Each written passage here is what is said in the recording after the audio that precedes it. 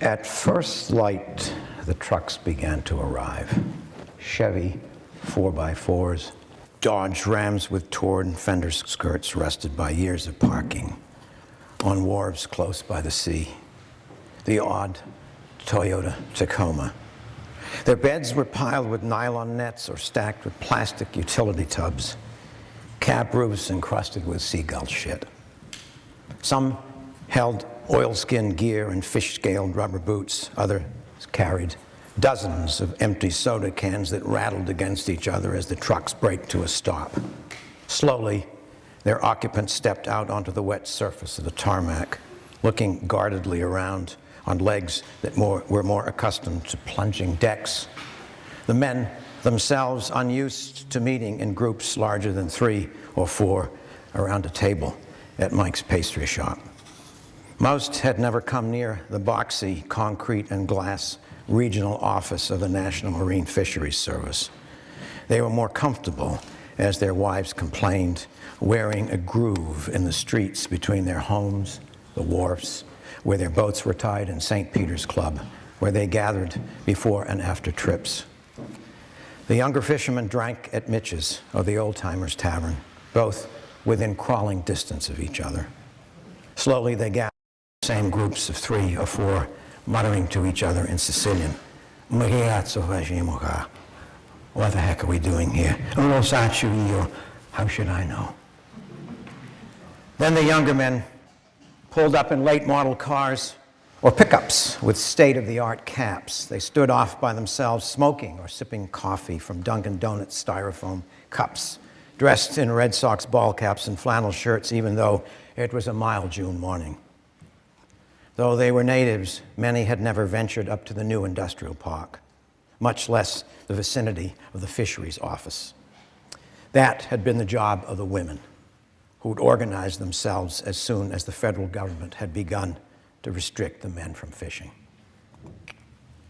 The slowly rising sun revealed a parade of cars and trucks, some still covered with the early morning dew, steadily converging on the parking lot. As yet, there was little talk beyond the quiet banter in Sicilian. Though once the women left their cars and a group of men began to unload a stack of placards from a big flatbed, voices rose on the morning tension in the air. Andiamo ragazzi, sbrigatevi. Let's go, guys, hurry up. Nina Calogero climbed up onto the bed of a pickup, shouting at the sluggishly gathering fishermen through a bullhorn. She was dressed in high heels and a purple pantsuit, her lips livened by a bright red lipstick. Get ready. The office workers will be coming any minute. Quickly, the signs were thrust up as the younger men warmed to the task of demonstrating. Fishermen feed the world, yet our families starve. You're killing us with regs. Let me fish, don't buy me out. If we can't work, why should you?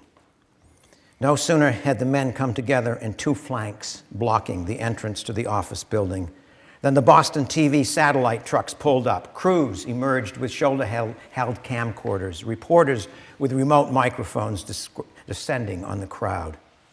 What do you hope to achieve by shutting down these offices? A highly made-up blonde woman wearing a WBZ-TV windbreaker shouted out. But her question was blotted out as soon as Nina began speaking. Listen, everybody, I'm Nina Calogero, the president of Save Our Fishermen. We're here today to demonstrate our solidarity against government regulations that are starving our families. The men began to shout their support as the flanks of fishermen, young and old, closed round the entrance, making it impossible for any office staff to enter the building. A smaller group gathered at the rear entrance, effectively blocking that ingress as federal workers tried to enter. If we can't work, you guys ain't working either, the men shouted, pushing forward with their placards. We got to get to work, one of the receptionists shouted back. The switchboards will be lighting up. Hey, you're only losing one morning, a youthful fisherman answered. How do you think it feels to be out of work every day? I want the government to hear us, Nina shouted through the bullhorn. First, you increased the mesh width on us so we couldn't catch our usual size cod and haddock. Then you started closing the grounds down, telling us where we could fish and where we couldn't. If that wasn't bad enough, You cut us down to 139 days at sea. Then it was 88 days. Next, you tell us how much we can catch, and you set the inspectors on us. If we overfish by a couple of pounds, you make us dump the catch, and you fine us. You call that conservation? How's a family going to live on 88 work days a year? You people here work 5 days a week, 52 weeks a year. And if we get bad weather on any one of them days we're allowed to fish, we don't work. Nina shouted as the TV camera crews crowded in around the truck she spoke from. When we ask for relief, you set up a program to buy us out, she continued forcefully. So what are we going to do once we don't have a boat to fish? Where's a man going to turn whose whole life is fishing? You're going to give him an office job? And what's his family going to do once the boat is gone? Nina lowered the bullhorn when some of the men began gesturing toward a fleet of black and green police vans as federal marshals arrived. Soon, the group of uniformed men, armed with police batons and rifles, moved toward the fishermen who blocked the entrance. What are they saying? Nina shouted down to the men close to the truck. Can you hear? They're telling the guys this is government property. They got to disperse. Government property? Nina raised her bullhorn again. This is our property, too. We're the government, and you guys all work for us. What do you mean disperse? How can you tell us to leave what belongs to the people? The fishermen stood firm. Stay right here, Nina shouted. If they're going to arrest you, let them do it. Let the world see how they take our jobs away from us, and then they put us in jail when we object. Mrs. Calogero, a reporter shouted up to Nina. How long will you resist? We're going to stay right here, Nina shot back. Since federal regulations keep the fishermen from the sea, the fishermen will prevent the federal workers from going to their jobs. If they want to arrest good tax-paying American citizens, let them do it. Let the television viewers see how the country our fathers and mothers came to for freedom treats us. They take away our livelihood. Then they want to buy us out. Now they're going to arrest us. Fine, let it happen. The camera panned from Nina to the men and women holding signs and placards. Slowly, the protesters were surrounded by the federal marshals and state police, who arrived with blaring sirens. Members of the environmental police joined the marshals, while at the edges of the parking lot stood several patrol cars from the Gloucester Police Department, as officers formed a barrier which would keep the protesters from leaving. It looks like surrounded, another reporter shouted up to Nina. What will you do now? We're going to do what we came here to do, Nina answered calmly. We're going to stay here until they take us all away. Law enforcement says you're trespassing on federal property, the reporter pressed. Since when was it a crime to stand on the land we all own together, Nina answered. When was it a crime to speak out against injustice? Hey, the black people have been doing it for years. Now the fishermen are going to raise their voices. They arrested the blacks and they doused them with fire hoses. Let them do it to us now. The cameras began to catch the first arrests, as the fishermen who blocked the entrance to the office building were briskly separated from each other and led away. They filmed the faces of the workers, secretaries, receptionists, managers, staff attorneys, as they gathered apprehensively behind the police cordons. Once the entrance had been cleared, the office workers were accompanied to the cleared glass-doored entrance. They were shown streaming in. The National Marine Fisheries can't understand why you're demonstrating, a reporter called to Nina. They claim to be your friends and advocates. They want to know why you would want to turn against them. We're not turning against anybody, Nina answered, jumping down from the back of the truck, perspiration streaming down her face, her eyeshadow blurred. We had to make a show of solidarity, she continued. We had to let people know we're hurting. It didn't do any good to talk to our senators. They told us they cared about the fishermen, but they said we had to protect the oceans from overfishing. The fishermen are stuck in the middle. The public perception is that you're at fault, the reporter pressed. People believe you've taken more from the sea than the sea can replenish. Let them talk to the Russians, Nina said.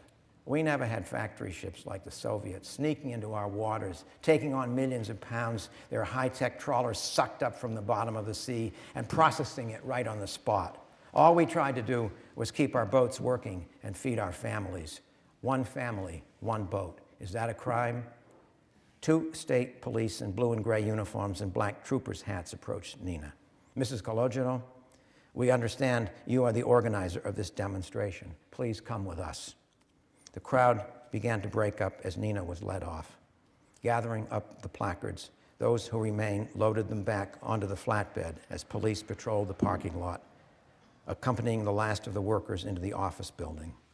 Fishermen who hadn't been arrested talked in groups until they too were dispersed by the police and ordered to leave the area. In a matter of minutes, the only vehicles in the parking lot belonged to the federal employees who had begun their day's work in a lockdown building. Okay, that's enough. Thank you.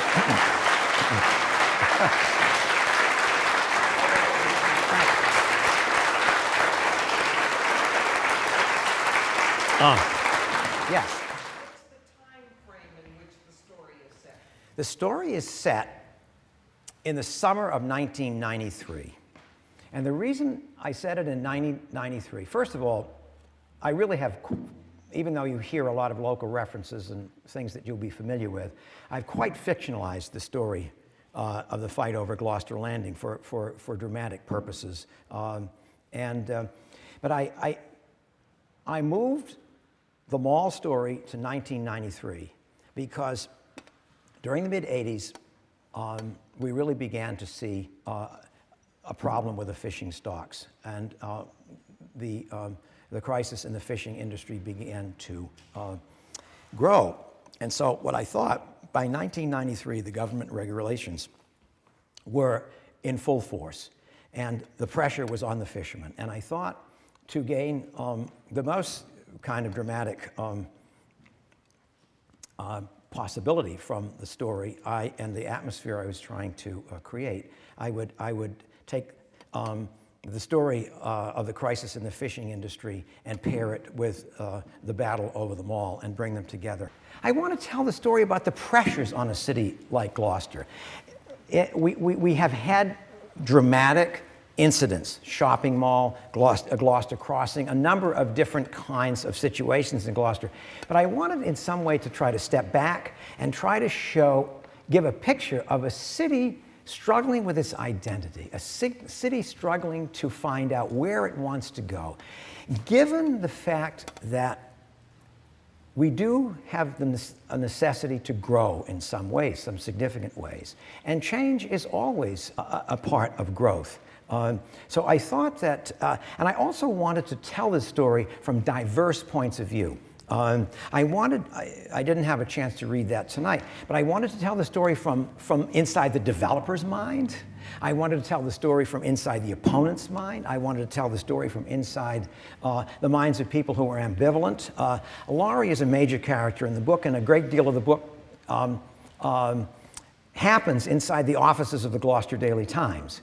I want to show the inside of a newspaper. I want to show the workings of a newspaper. I worked at the Gloucester Times years ago, and so I've used some of that experience. But I wanted, Laurie, for example, is ambivalent, and I wanted to have a character ambivalent about the fishing industry. Laurie is the daughter of a fisherman who was abusive, who was an alcoholic, and I wanted to show that view of Gloucester. There are many people who feel they have been hurt by various aspects of the fishing industry. I wanted to show a view of people inside the industry at that time who were worried about their livelihood. I wanted to show the point of view of people who care about the economic well-being of the city. I wanted to show it from the point of view of people who were looking at planning issues, who were looking at aesthetic issues. I tried to tell the story from every possible point of view that I could, because I felt it was necessary to do that. And what I really try to show in the book, the most important thing I want to show in the book, is the importance of community. This book, it's sort of what I've learned about living in Gloucester all my life. Okay, that's enough. Thank you.